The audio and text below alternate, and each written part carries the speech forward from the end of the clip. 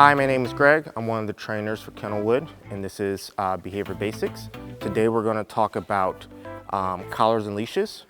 One, how to properly put on a collar, and two, how to kind of use the leash to help communicate with our dogs. Now, one of the things that I see a lot with owners and their dogs, or dogs they don't know, is an issue with body language. Typically, this body language is very uncomfortable to dogs. It's not so small, it's because he knows me. So anytime you're going to put on a collar, we don't want it to be this thing where we chase them around and we're doing it like this and they become afraid or they run away. So a good tip is to do this before you let your dog out of your crate. It makes it very positive for the dog because collar equals freedom. Instead of, you chasing them around, or maybe they're in trouble because they're chewing things up. We don't want the collar to be negative. I can also pair this with food.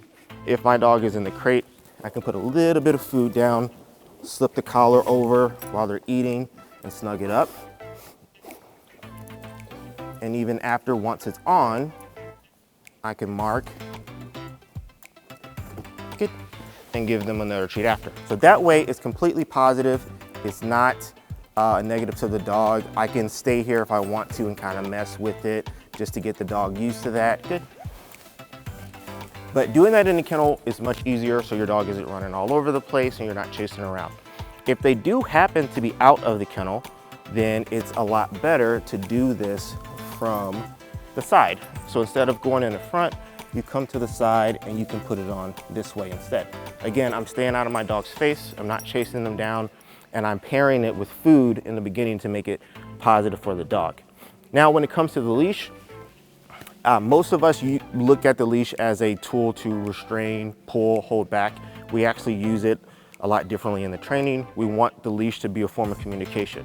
So we want our dogs to know that if they feel a little bit of tension, that it's help and it's something that they should follow.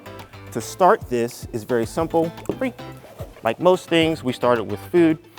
So if I want my dog to learn to move with the leash, I'll usually just use a little bit of leash pressure. When my dog moves, I feed them.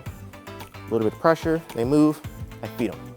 This is gonna turn into leash walking at the end of the day. So when your dog feels tension on a leash, instead of pulling more, which is what they do naturally, they're gonna look back at you, you're gonna start feeding and rewarding, and you can slowly build this up into a heel if you would like.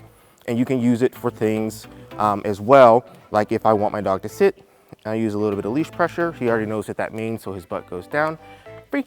It's just a form of communication, and it does not cause stress because I've taught my dog how to take that info and what to do with it. So putting the collar on, putting the leash on, we want to be positive. Again, staying away from all this frontal pressure, feeding our dogs after or during if we need to, and teaching our dogs how to respond to leash pressure so we can do more advanced things in the future. If you have questions or want us to go over anything else, just let us know and we'll be happy to do that. Thank you.